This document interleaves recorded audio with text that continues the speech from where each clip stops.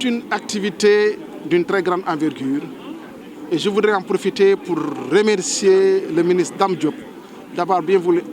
accepter présider cette cérémonie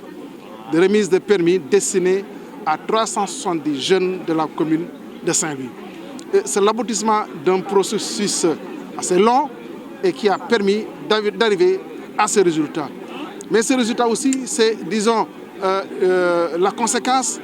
de la politique de M. le Président de la République, qui, dans le cadre de son programme, le plan Sénégal émergent, PAP2, le plan d'action prioritaire, deuxième phase, qui consiste son contrat de mandature de 2019-2024, a placé la jeunesse au cœur de son action. Et il fallait apporter une réponse concrète.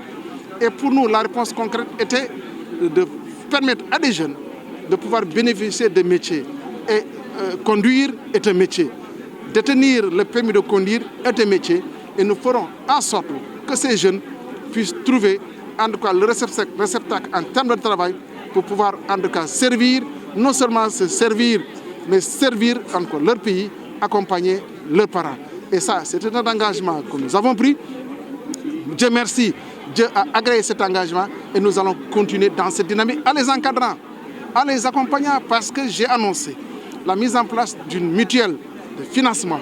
d'un fonds de 50 millions que nous allons doter à partir de nos propres ressources. Ce n'est ni la mairie, mais ce sont des bonnes volontés qui vont se cotiser pour disposer de ces 50 millions pour permettre à ces jeunes de pouvoir travailler, de pouvoir développer des activités, d'avoir des projets et d'activités génératrices de revenus, comme je l'ai dit tantôt, des projets et aussi contribuer au développement économique et social, non seulement du Sénégal, mais d'abord de notre localité. Et nous allons continuer dans cette dynamique pour accompagner ces jeunes. C'est des jeunes qui veulent travailler, ils ne demandent qu'à travailler. L'État est là pour les accompagner. Monsieur le Président a mis les outils nécessaires pour le faire. Le ministre de la formation professionnelle a les outils nécessaires pour accompagner. Mais la solidarité aussi citoyenne fera en sorte que cet accompagnement puisse être réalité. Mu nekk cérémonie boo xam ne nag maanaam bañ ko tàmbalee ci njëlbeen c'était pour que bu ñuy egsee fii tey ñu mën a jël ay permis jox ko ay ndaw mu nekk processus bu am solo. Processus boobu nag président Macky Sall moo ko tracé nu mu ko tracé dafa ni dama am plan Sénégal émergent ci biir plan Sénégal émergent mu ne en 2019-2024 damay def le plan d'action prioritaire boo xam ne moo doon sama contrat de mandature diggante boppam ak sénégalais yi ci fànn boobu nag am na ci politique jeunesse bi mu ne comme nee na dafa bëgg def politique jeunesse ñun ci biir politique jeunesse bi il faut que ñu mën a indil maanaam saafara ci jeunesse yi lu ñuy soxla ci liggéey moo tax ñu jël initiative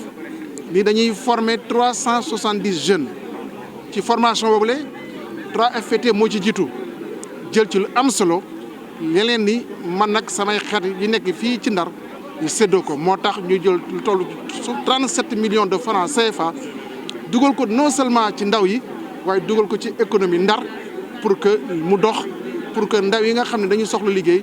ñu mën a am maanaam d'abord permis pour ñu nga xam ne dañu bëgg dawal oto dawal def leneen wala en tout cas dawal oto ci loolu nag yàlla def na am nañu permis léegi ba demee ba am permis léegi il faut ñu mën a xalaat léegi-léegi lu ñuy liggéeyee ci biir loolu moo ni le ministre Dame Diop bi nga xam ne moo amee formation professionnelle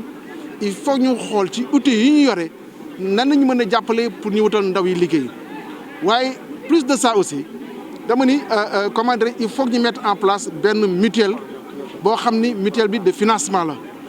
jëlee ñu def ci ay koppar yu toll 50 millions yooyu sama ñaar dërëm dana ci dugg ak keneen képp koo xam ne yaa ngi nekk nga Ndar pour mën cee dugal ca xaalis pour jàppale jeunes yi ñu am fonds boo xam ni moom dana mën a tàmbali liggéey bu mën ñu permettre ñu mën a ay lever ay d'autres fonds parce que bu ñu amee 50 millions mën nañu lever 500 millions lu mu néew loo xam ne ci ndaw la jëm mu nekk organe boo xam ne aussi pour ndaw yi la ñoom ñoo koy doxal ñoom ñoo koy gouverner ñoom ñoo koy manager loolu nag yaakaar na bu ñu ko tegee ndaw yi en tout cas daañu nekk ay entrepreneur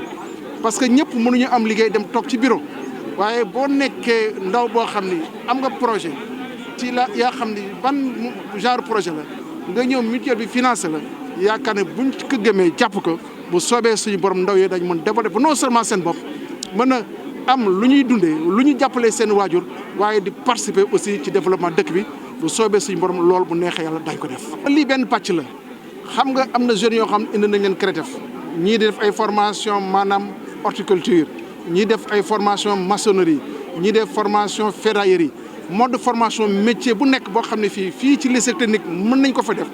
ñu ngi encadrer ay jeunes ñu def ko ci parce que ñun pari boobu lañ jël